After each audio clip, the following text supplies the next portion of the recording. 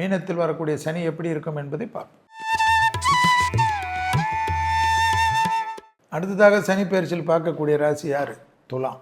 துலா ராசிக்கு ரொம்ப நாளாக 27 வருஷத்துக்கு அப்புறம் 6ல் வர்றார் சனி. சனி 6ஆம் இடம் என்பது பெரிய இடம். ரோகஸ்தானமாக இருந்தாலும் உங்களுக்கு நல்லது, அனுகூலம், தொட்டதெல்லாம் தொடங்கக்கூடிய ராசிக்காரர்கள். குரு வேற 9க்கு வர்றார், 12 வருஷத்துக்கு ஒரு முறை. இந்த டைம் துலாம் செட்டில் ஆகலைன்னு வச்சுக்கிங்களேன், எங்கேயோ உங்கள் டிசைனில் தான் ப்ராப்ளம். ஸோ டிசைன் ப்ராப்ளத்தை மாற்றிக்கிறீங்களே இல்லைன்னு நீங்கள் தான் பண்ணணும். வேலை இல்லைனா வேலை கிடைக்கும், படிப்பு இல்லைனா படிப்பு கிடைக்கும், உத்தியோகம் இல்லைனா உத்தியோகம் கிடைக்கும், அம்மாவை தவிர எல்லாமே கிடைக்கும். அந்த மாதிரி ஒரு டிசைனை அந்த வாட்டி நினச்சதெல்லாம் கைகூடும். இடமாற்றம் ஓகே, கல்யாணத்தில் ஏற்கனவே பாதிப்பு, மறுமணம் ஓகே, கல்யாணத்தில் திருப்பி செட்டில் ஆகணும், சண்டையெல்லாம் முடிஞ்சுக்கணும், சேர்ந்துடணும், நீங்கள் என்ன நினைக்கிறீங்களோ அது அப்படியே ரிசம்பிள் ஆகும். எல்லாத்துலேயும் முன்னேற்றம் ஏற்படும். தனிப்பட்ட முறையில் செல்வாக்கு ஏற்படும். உத்தியோகத்தில், தொழிலில், வியாபாரத்தில் எல்லாம் ஏற்றம் பெறுவீர்கள். தனிப்பட்ட முறையில் செல்வாக்கு கூடுமா. திருநாகேஸ்வரம் போயிட்டு வந்துடணும். பிள்ளைங்கள் விஷயத்தில் மட்டும் பூத கண்ணாடி ஆராய்ச்சி கூடாது. தேகாரைக்கு மட்டும் முதுகு தண்டுவடம் தான் எப்பயுமே உங்களுக்கு. அதை நீங்கள் தான் சரி பண்ணிக்கணும். அதனால் கால் பிரச்சனை வரும். எல்லாமே ஓகே ஓகே ஓகே தான், நெகட்டிவே கிடையாது. நெகட்டிவ் ஆகுதுன்னா எங்கேயோ நீங்கள் தான் பிரச்சனை.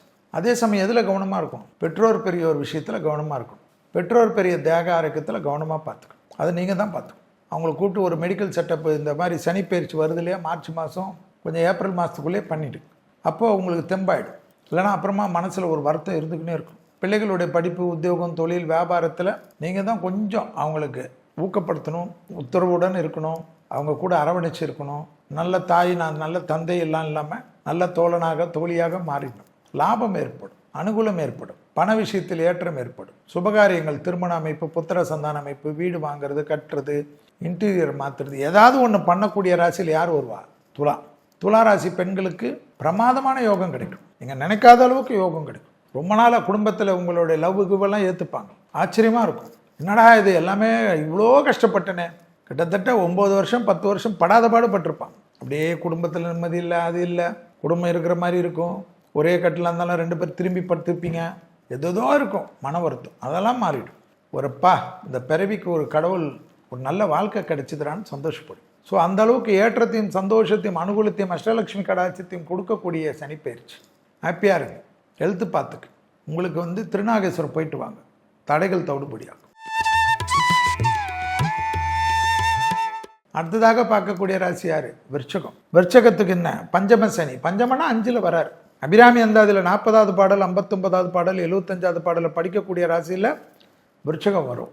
ஏன்னா பூர்வ புண்ணியஸ்தானத்தில் சனி, அஷ்டமத்தில் குரு, 4ல் ராகு, 10ல் கேது. இந்த டிசைன் கொஞ்சம் குழப்பமாக இருக்கும். அதனால் என்ன பண்ணணும்? மெடிடேஷன் பண்ணணும், பிராணாயம் பண்ணணும், மனதை ஒருநிலைப்படுத்தக்கூடிய பயிற்சி பண்ணணும். நான் ஏற்கனவே விருச்சகம்னா சொல்லியிருப்பேன் நிறைய வாட்டி. சந்திரன் நீச்சமான ராசி. சந்திரன் நீச்சம் இருக்கனால டைலமா வரும். ஹார்மோனல் இம்பேலன்ஸ் அதிகமாக இருக்கக்கூடிய ராசிக்காரர்கள் விருச்சகம் வருவார். மூலசூடுக்காரர்கள் என்று பேர். பர்ஃபெக்ஷன் அதிகமாக பார்ப்பார்கள். ஸோ அதெல்லாம் பார்க்கக்கூடாது. பிள்ளைகள் விஷயத்தில் ரொம்ப கவனமாக இருக்கணும். ஹெல்த்து ஃபுல்லாக செக் பண்ணிக்கணும். ஆனால் இந்த பஞ்சம சனியில் நல்லதெல்லாம் நடக்கும்.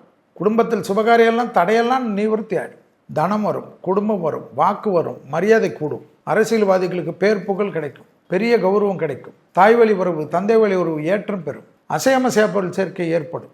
ஆடையாபரண சேர்க்கை ஏற்படும். விருச்சக ராசி பெண்களுக்கு ரொம்ப நாளாக இருந்த மன வருத்தங்கள் தீரும். மனதிற்கு பிடித்ததெல்லாம் நடக்கும்.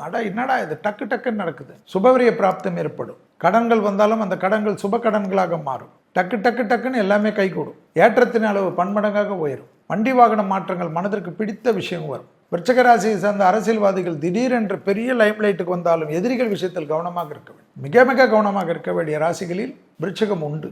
அது ஏன் சொல்றேன்னு உங்களுக்கு புரியும். எடுத்த காரியத்தில் ஜெயம், அனுகூலங்கள் காணப்படும். தடைகள் தவிடுபடியாகும். கூட கண்டிப்பாக 10ஆம் இடத்தில் கேது இருப்பதனால் விநாயகரை கும்பிடுறது ரொம்ப நல்லது. காரிய சித்தி மாலை என்ற காசிப முனிவர் இயற்றிய மந்திரம் இருக்கு. பந்தம் அகற்றும் அந்த குணப்பரப்புன்னு ஆரம்பிக்கும். அதை ஆரம்பித்து பாசறிவில் பசறிவில் பட்டற்ற கரிய பரணையாவனன் முடியும். அந்த பாட்டை டெய்லி கேட்டாலும் சரி, சொன்னாலும் சரி, உத்தியோகத்தில் இருக்கக்கூடிய தடைகள் தவிடுபடியாக்கி ஏற்றம் ஏற்றம் ஏற்றம், சந்தோஷம், அனுகூலம் நிச்சயமாக பெறுவீர்கள். ஸோ எப்படி பார்த்துக்கணும்? விருச்சகத்துக்கு கண்டிப்பாக வைத்தீஸ்வரன் கோயிலுக்கு ஒரு தடவை போனாலும் விநாயகரை பிடிச்சிக்கணும். அனுகூலமான அமைப்பையும் ஏற்றத்தை தரும். அடுத்ததாக பார்க்கக்கூடிய ராசி யார்? தனுசு. தனுசு ராசிக்கு என்ன முக்கியம்? கஞ்சனூர் சுக்கிரஸ்தலம். தனுசு ராசிக்கு என்ன? 4ல் சனி. 4ல் சனின்னா அர்த்தாஷ்டம சனி. அஷ்டம சனியில் பாதி. சோம்பல் அதிகமாக இருக்கும். சுறுசுறுப்புக்கு பங்கம் இல்லாமல் பார்த்துருங்க. நல்லா தூங்குங்க, எப்படி வேணுமோ பண்ணுங்கள். நைட்டுக்குள்ளே எனக்கு எக்ஸசைஸ் பண்ணுங்கள்.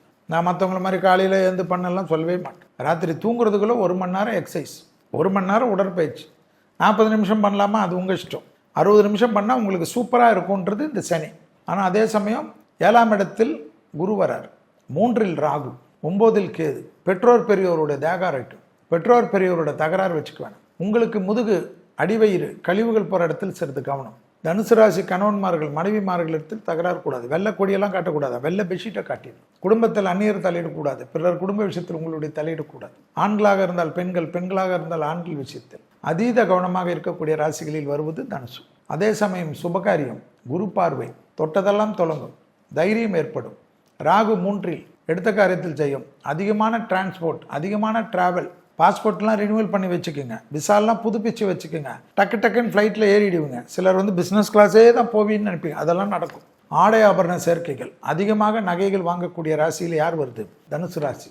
கோல்டு இன்வெஸ்ட்மெண்ட் நிறைய பண்ணுவார்கள், நலன் சம்பந்தப்பட்ட இன்வெஸ்ட் பண்ணுவார்கள், ட்ரஸ்ட் காரியங்களில் ஈடுபடுவார்கள். 9இல் வரக்கூடிய கேது, பசுமாடம் வைக்கிறது, இது போல திருப்பணிகள் செய்வது, ஏழைகளுக்கு உதவுவது, அன்னதான கூடங்களை செய்வது, அநாத பசங்களுக்கு உதவுவது, பெரியோர்களுக்கு உதவுவது என்ற நல்ல காரியங்கள் எல்லாம் அணிவகுத்து வரும். கோயில் உளவார பணிகளை அதிகமாக செய்யக்கூடிய ராசிக்காரர்களில் தனுசு ராசிக்காரர்கள் வருவார்கள். ஏற்றமோ ஏற்றம், எதிர்பார்க்காத இடத்திலிருந்து நல்லது, தனிப்பட்ட முறையில் செல்வாக்கு, உத்தியோகத்தில் சுபிச்சம் என்ற சகல விதத்தில் நன்மையும் அனுகூலத்தையும் அதிகமாக பெறக்கூடிய ராசிக்காரர்கள் தனுசு ராசிக்காரர்கள் என்பதை ஞாபகத்தில் வைத்து கொண்டால் போதும். எனவே எல்லா விதத்திலும் நன்மைகள் காணப்படும். 4இல் சனி, பெற்றோர் பெரியோர் விஷயத்தில் மட்டும் கொஞ்சம் கவனமாக எடுத்துக்கோங்க. அவங்கக்கிட்ட கத்துறது, அவங்கள திட்டுறது, அவங்கக்கிட்ட இது பண்ணுறது, கதவு அடைக்கிறது, இதெல்லாம் கூடவே கூடாது. அடுத்ததாக பார்க்கக்கூடிய ராசி யார்? மகர ராசிக்காரங்க. மகர ராசிக்காரங்களுக்கு எது முக்கியம்? இந்த வாட்டி சனி 7.5 விலகுது. அப்பாடான்னு நிம்மதி விடலாம், ஒன்றும் பிரச்சனை இல்லை. 7.5 சனிலையும் ரொம்ப கஷ்டம்லாம் பட்டுக்க மாட்டேங்க, ரொம்ப பிலிமெல்லாம் காட்டாது. மகரத்துக்கு சனி 3இல் வருகிறார். சகாய சனி. என்ன சனி? சகாய சனி. நவகிரகத்தில் இருக்கக்கூடிய கீழ்பெரும் பள்ளம் என்று சொல்லக்கூடிய கீழப்பெரும் பள்ளம் கேது ஸ்தலத்துக்கு போகிறது அவ்வளோ விசேஷம். மகர ராசிக்காரர்களுக்கு தேகாரோக்கியத்தில் கவனமாக இருக்க வேண்டும். முதுகு வயிறு, முகத்தில் உள்ள உறுப்பு கவனமாக பார்த்துக்கணும். எதிரிகள் விஷயத்தில் சிறிது கவனமாக இருக்கணும். கடன் கொடுக்கல் வாங்கல் விஷயத்தில் சிறிது கவனமாக இருக்கணும். என்ன சார் 3இல் சனி வந்தாலும் மற்ற கிரகங்கள் அமைப்பு, வார்த்தைகளில் கவனம். மகர ராசிக்காரர்கள் அஷ்டமத்தில் கேது இருப்பதனால் வாகனத்தில் வித்தைகள் காட்டக்கூடாது. நரம்பு சம்பந்தப்பட்ட உபத்திரம் வராமல் பார்த்துக்கணும். மற்றபடி எல்லாம் ஏற்றும், டக்குன்னு நல்லது நடக்கும். அதிகமான செலவுகள் செய்யக்கூடிய ராசியில் மகரம் வரும். அது வீடு கட்டுறது, நிலம் வாங்கிறது, வீடை புதுப்பிப்பது, 2 மாடி கட்டிட்டு 3ஆவது மாடி போடுறது, பழைய வீடுகளை இடிச்சு டெமாலிஷ் பண்ணி புதுசாக கட்டினா, இப்படிலாம் கட்டினா செலவு வராதா? வந்து தானே தீரும். தொழில் வரும், விசிட்டிங் கார்டு போடக்கூடிய அளவுக்கு வரும். எதுவுமே தொழில் தெரியல, வியாபாரம் தெரியல, படிப்பு தெரியல, உத்தியோகம் தெரியல, கஷ்டப்பட்டு இருந்த மகர ராசிக்காரங்கள் ஸ்டேட்டஸ் உயர்ந்து நல்ல விசிட்டிங் கார்டு போடக்கூடிய அளவுக்கு அனுகூலமும் சந்தோஷமும் அபிரிதமான ஏற்றத்தையும் பெறக்கூடிய ராசிக்காரர்கள் மகர ராசிக்காரர்கள். தைரியம் அதிகமாக இருக்கும். மீடியா துறையில் புகழ்பெற்றவர்களாக வருவார்கள். சினிமா கலைஞர்கள், மியூசிக் கலைஞர்கள், அவார்டு, அதே போல மருத்துவத்துறையில் இருப்பவர்கள் எல்லாம் பெரும் புரட்சிகளை செய்வார்கள். அதே போல் அடிமை தொழிலிருந்து தனிப்பட்ட தொழில் தொடங்கக்கூடிய அனுகூலம் காணப்படும். 2இல் ராகு, 8இல் கேது. அப்ப என்ன பண்ணணும்? கோளர் பதிகத்தை படிக்கணும். திருஞான சம்பந்தருது வெயிறு தோளில் பங்கன் விடுமுண்ட கண்டன் வரும். இந்த பாட்டை கேட்டுக்கினே இருந்தீங்கன்னு வச்சுக்கோங்களேன், இந்த ராகு கேதுவே உங்களுக்கு யோகம் ஆயிடும். எப்படி ஆயிடும்? தடைகள் எல்லாம் தவிடு பொடியாக்கி அதிர்ஷ்டத்தை கொடுக்கக்கூடிய அமைப்பு ஏற்படுத்திடுமா மகர ராசி. ஸோ 2இல் ராகு, 8இல் கேதுன்னு இப்போ நிறைய யூடியூப்பில் கேட்பீங்க. உடனே பயப்படாதீங்க. இருக்கவே இருக்காரு யார்? அதுக்குன்னே தான் கொடுத்துருக்காரு திருஞான சம்பந்தர். எதை கொடுத்துருக்காரு? கோளர் பதிகத்தை கொடுத்துருக்காரு. அதை கப்புன்னு பிடிச்சிக்குங்க.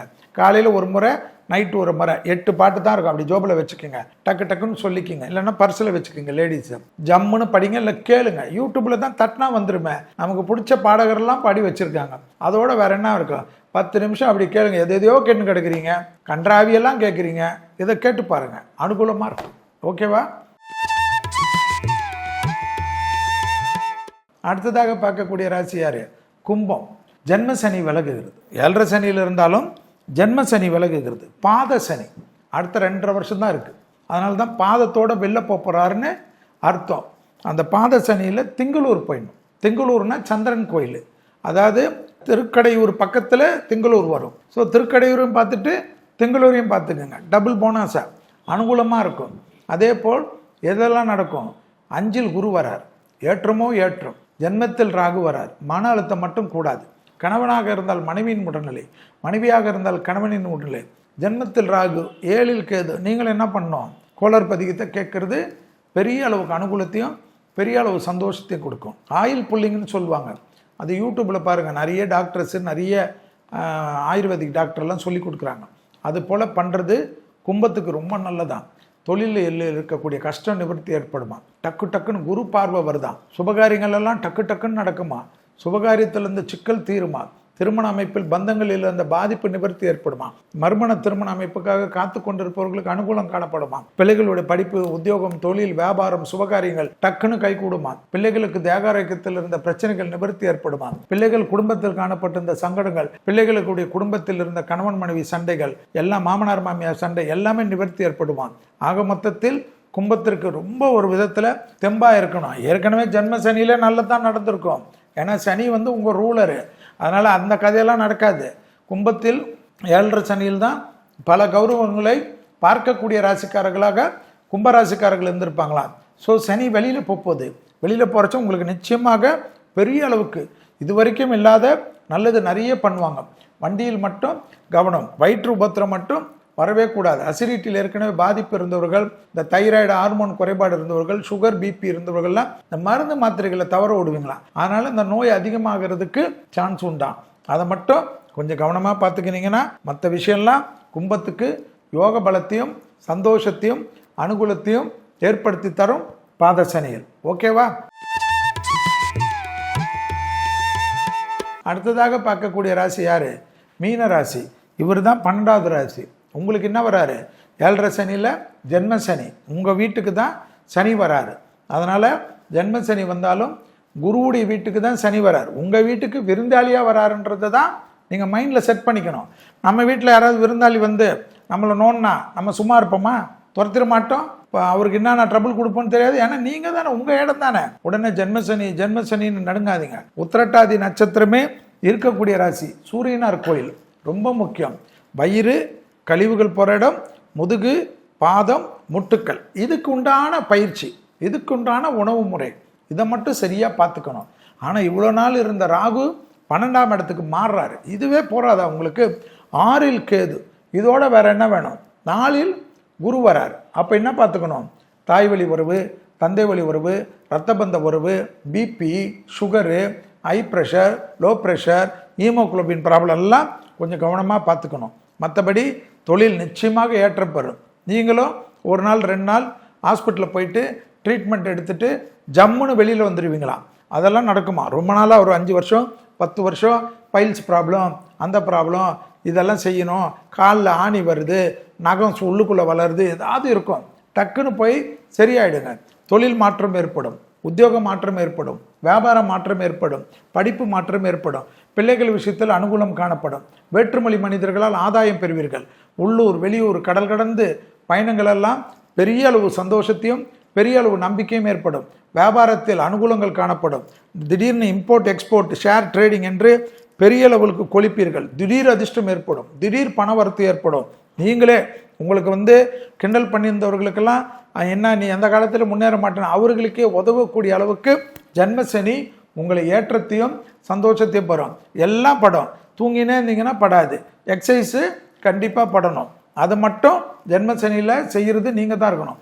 எங்கேயுமே போக முடியல, எக்ஸசைஸ்லாம் பண்ண முடியலன்னா ஒரு டேபிள் சேரையாவது பிடிச்சிக்கணும். 25 முறை தோப்புக்கரணம் போடுறதுக்கு ட்ரை பண்ணுங்கள். அதை டெய்லி செய்யுங்க. ஒரு 6 மாதத்தில் தெம்பாயிடுவீங்க. அதுக்கப்புறம் படிப்படியாக எக்ஸசைஸ் பண்ணுங்கள், மெடிடேஷன் கற்றுக்குங்க, மூச்சு பயிற்சி கற்றுக்குங்க. அனுகூலமான காலகட்டம் ஏற்படும். ஏனால் மைண்டு டைவர்ஷன் ஏற்படுவது தான் ஜென்மசனி. சிற்றின்ப நாட்டம் ஏற்படும். எவனாவது ஏதாவது பேசுகிற ஃப்ரெண்ட்ஸு தேவையில்லாத இந்த இதுக்கு போகிறது, பப்புக்கு போகிறது, பாருக்கு போகிறதுன்னு எல்லாம் போங்க. ஆனால் அதுவே தொழிலாக வச்சுக்காதீங்க. அதில் மட்டும் கவனமாக இருக்கிறது மீன ராசிக்காரர்களுக்கு மிக மிக முக்கியம். வாகன அமைப்பு கைகூடும். சுற்றத்தார் விஷயத்தில் இருந்த பிரச்சனைகள் தீரும். எதிரிகள் விஷயத்தில் இருந்த பாதிப்புகள் நிவர்த்தி ஏற்படும். வழக்கு போன்ற பிரச்சனைகள் சாதகத்தையும் சந்தோஷத்தையும் அனுகூலத்தையும் ஏற்றத்தை தரும். ஆக மொத்தத்தில் ஜென்மசனியில் அதிகமான சந்தோஷம் பெறக்கூடிய ராசிக்காரர்களில் மீன ராசிக்காரர்கள் வருவார்கள். வாகனங்களில் மிக மிக கவனமாக இருக்கக்கூடிய ராசி வாகனத்தில் எதுக்கு கவனம்? நீங்கள் பாட்டு கரெக்டாக போனால் பிரச்சனை இல்லை. இந்த கட்டடிக்கிறது, ஃபோனை எடுத்து பேசுறது, இதெல்லாம் பண்ணிங்கன்னா சனி உங்களை வச்சு செய்வார் என்பதை ஞாபகத்தில் வைத்துக் கொள்ளுங்கள். இதுவரை மேஷம் முதல் மீனம் வரை உள்ள ராசிக்காரர்களுக்கு மீனத்தில் வரக்கூடிய சனியால் என்னென்ன பலன்கள், அதற்குண்டான எளிய தெய்வ வழிபாடு முறைகளை பார்த்தோம். மீண்டும் வேறு ஒரு நிகழ்ச்சியில் சந்திக்கின்ற வரையில் உங்களிடத்திலிருந்து விடைபெற்றுக் கொள்கின்றேன். நன்றி, வணக்கம்.